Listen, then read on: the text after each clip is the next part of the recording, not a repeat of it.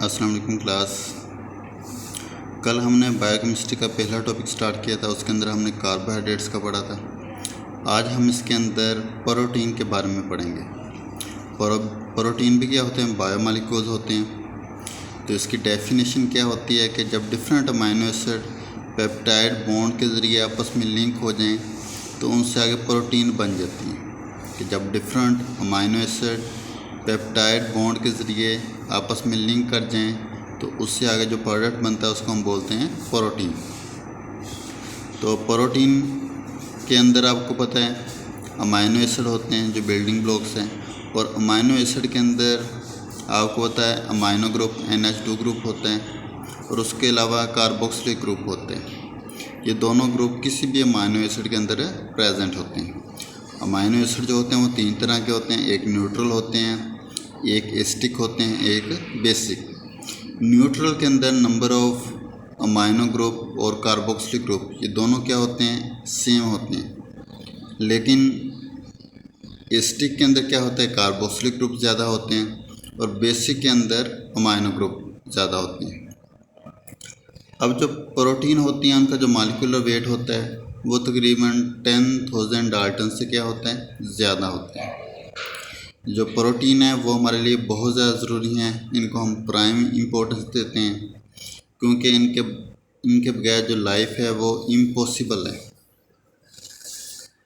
तो अगर हम इनकी क्लासिफिकेशन की बात करें तो जो प्रोटीन होती हैं इनको हम 3 कैटेगरीज के अंदर डिवाइड किया हुआ है। इसमें है सिंपल प्रोटीन्स। सिंपल प्रोटीन्स क्या होती हैं कि ऐसी प्रोटीन्स जो हाइड्रोलाइसिस के ऊपर अमीनो एसिड प्रोड्यूस करें। Protein that yield amino acid upon hydrolysis, कि जब वो प्रोटीन टूटें तो उनसे आगे अमीनो एसिड बने, उन प्रोटीन को हम बोलते हैं सिंपल प्रोटीन। अगर हम उनकी एग्जांपल्स की बात करें तो उसमें कोलेजन, लैक्टोग्लोबिन वगैरह आ जाती हैं। और हमारी बॉडी के अंदर जो सिंपल प्रोटीन है इनकी जो कंसनट्रेशन है, इनकी जो मकदार है वो तकरीबन 25 से लेकर 35% तक होती है।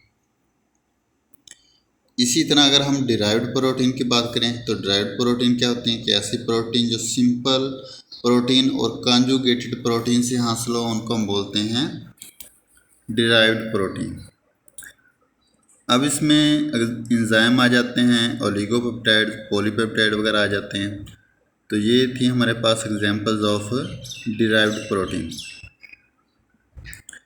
अगर हम कॉन्जुगेटेड प्रोटीन की बात करें, इसमें क्या होता है कि प्रोटीन के साथ कोई नॉन प्रोटीन पार्ट अटैच होता है, उसको हम बोलते हैं conjugated protein. The protein in which one part is attach to non protein part, जिसको हम बोलते हैं प्रोस्थेटिक ग्रुप। और इन प्रोटीन को हम नाम देंगे कॉन्जुगेटेड प्रोटीन्स का। एग्जांपल्स आपके सामने हैं, इसमें आप लाइपोप्रोटीन और लेचिटिन, ये 2 प्रोटीन्स हैं जो कॉन्जुगेटेड प्रोटीन्स होती हैं। इसी तरह प्रोटीन के बहुत सारे और भी फंक्शन हैं, जैसे कि वो रेगुलेटरी प्रोटीन के तौर पे काम करती हैं, जेनेटिक प्रोटीन के तौर पे काम करती हैं, ट्रांसपोर्ट प्रोटीन के तौर पे काम करती हैं। तो जो प्रोटीन्स होती हैं इनको हम बहुत सारे और क्लासेस के अंदर सब डिवाइड कर सकते हैं on the basis of their function. कुछ रेगुलेटरी प्रोटीन है, कुछ स्ट्रक्चरल प्रोटीन है। रेगुलेटरी के अंदर आपने हार्मोनल प्रोटीन वगैरह का नाम सुना होगा, FSH वगैरह।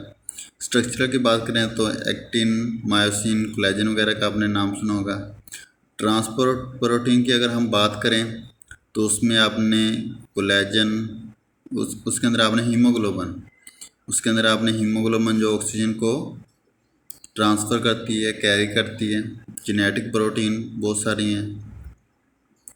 तो ये सारी जो प्रोटीन्स हैं इनके अपने क्या हैं? स्पेसिफिक फंक्शन, और इन फंक्शन की बेस पे हम इनको फर्दर क्लासिफाई कर सकते हैं।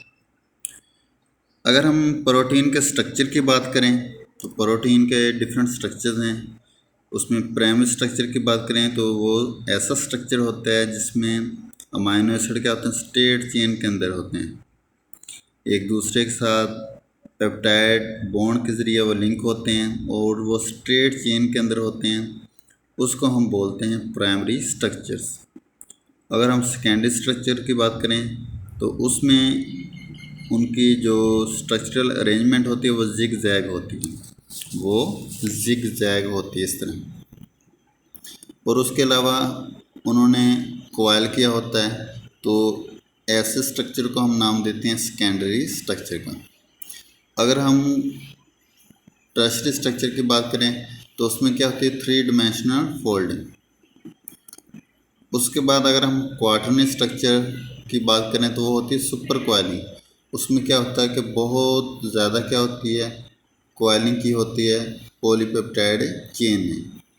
तो ये थे हमारे पास स्ट्रक्चर ऑफ प्रोटीन्स। इसमें जो ज़्यादातर प्रोटीन होती हैं वो सेकेंडरी और टर्शियरी स्ट्रक्चर के अंदर फाउंड की जाती हैं। इसी तरह अगर हम इनकी इम्पोर्टेंस की बात करें तो आपको पता प्रोटीन की अहमियत बहुत ज़्यादा है। प्रोटीन जो होती हैं हमारी बॉडी के अंदर कम मकदार के अंदर होती हैं, लेकिन इनकी जो इम्पोर्टेंस है हमारी बॉडी के लिए वो बहुत ज़्यादा ज़रूरी है। अगर हम प्रोटीन की बात करें तो इसमें जो हमारा सेल के अंदर प्रोटोप्लाज्म होता है उसके अंदर मौजूद होती हैं, और जो सेल की लाइफ होती है वो प्रोटोप्लाज्म के ऊपर डिपेंड करती है। तो आप कह सकते हैं कि जितने भी लिविंग ऑर्गेनिज्म हैं उनकी जो लाइफ है वो प्रोटीन के ऊपर डिपेंड करती है। इसी तरह अगर हम न्यूक्लियोप्रोटीन की बात करें तो आपको पता है कि जेनेटिक इन्फॉर्मेशन एक जनरेशन से नेक्स्ट जनरेशन के अंदर क्या होती हैं, ट्रांसफ़र होती हैं। तो न्यूक्लियोप्रोटीन क्या कहती हैं कि वो जो जेनेटिक इन्फॉर्मेशन होती है उसको एक नस्ल से दूसरी नस्ल के अंदर लेकर जाती हैं। इसी तरह आपने एंजाइम्स का नाम सुना होगा। एंजाइम क्या होते हैं कि बायोलॉजिकल कैटलिस्ट होते हैं, और हमारी बॉडी के अंदर, एनिमल्स के अंदर, प्लांट्स के अंदर ये थोड़े से कम होते हैं। माइक्रो ऑर्गेनिज्म के अंदर जिसमें बैक्टीरिया वगैरह, वायरसेस वगैरह होते हैं, उनके अंदर जितने भी केमिकल रिएक्शन होते हैं उनके लिए एंजाइम बहुत ज़्यादा ज़रूरी होते हैं। जैसे कि आपने ग्लाइकोलाइसिस क्रेब्स साइकिल का नाम सुना होगा, तो उसमें आप देखेंगे हर स्टेप के अंदर डिफरेंट एंजाइम होते हैं। तो हमारी बॉडी के अंदर जितने भी बायोकेमिकल रिएक्शन टेक प्लेस हो रहे हैं उन सभी के अंदर एंजाइम बहुत ज़्यादा इस्तेमाल होते हैं। उसके अलावा जो ऑल प्रोटीन होती हैं स्पेशली, ठीक है, अकॉर्डिंग टू देयर फंक्शन,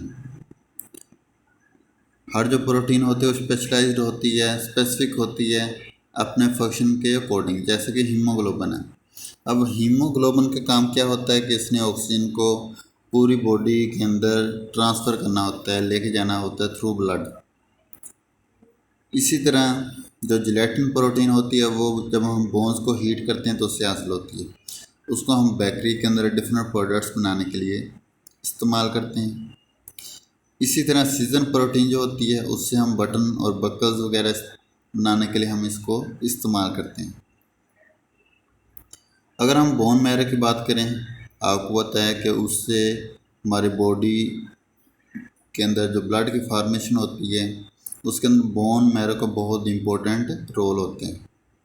अगर इंसान के अंदर बोन मैरो नहीं है तो उसको ब्लड लगवाना पड़ता है। तो बोन मैरो बहुत ज़्यादा इम्पोर्टेंट है हमारी लाइफ के लिए।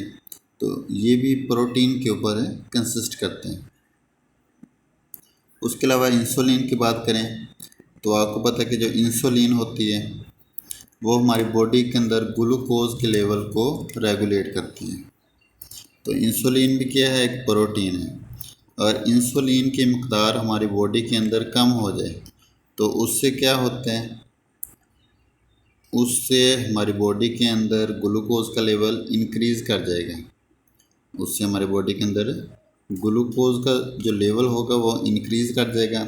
जब ग्लूकोज का लेवल इंक्रीज़ कर जाएगा तो हमें शुगर की बीमारी हो सकती है। इसी तरह जो प्रोटीन होती हैं वो बहुत ज़्यादा हमारी बॉडी के लिए इम्पोर्टेंट हैं, बिल्डिंग मटेरियल है हमारी बॉडी के अंदर, क्योंकि हमारी बॉडी के अंदर डिफरेंट जो स्ट्रक्चर होते हैं उनके अंदर प्रोटीन मौजूद होती हैं। अगर सेल की कंपोजिशन ले लें या सेल वाल की कंपोजिशन ले लें तो उसमें प्रोटीन काफ़ी मकदार के अंदर मौजूद होती हैं। इसी तरह अगर हम प्रोटीन को एज अ एंटीबायोटिक्स लें तो आपको पता है हमारे बॉडी के अंदर जो डिफेंस सिस्टम होता है वो एंटीबायोटिक्स के ऊपर कंसिस्ट करता है। जो हमारी बॉडी को डिफरेंट डिजीज़ के अगेंस्ट तैयार करते हैं, उसको हम बोलते हैं डिफेंस सिस्टम, इम्यून सिस्टम। तो जो एंटीबायोटिक्स होती हैं वो प्रोटीन इन नेचर होती हैं, और इस तरह जो प्रोटीन होती हैं वो हमारी बॉडी के इम्यून सिस्टम को कंट्रोल करती हैं, और हमारी बॉडी का जो इम्यून सिस्टम होता है वो प्रोटीन के ऊपर डिपेंड करते हैं। तो इस तरह हम प्रोटीन की इम्पोर्टेंस से डिनाई नहीं कर सकते। प्रोटीन की वजह से हमारी बॉडी के अंदर जितने भी केमिकल रिएक्शन होते हैं वो टेक प्लेस होते हैं, और प्रोटीन जो हैं इससे हमारी बॉडी के अंदर रेगुलरिटी आती है, जो डिफरेंट फंक्शंस होते हैं वो प्रॉपर वे के अंदर कैरी ऑन रहते हैं। तो ये थी हमारे पास प्रोटीन का इंट्रोडक्शन और उसकी importance. Thank you very much.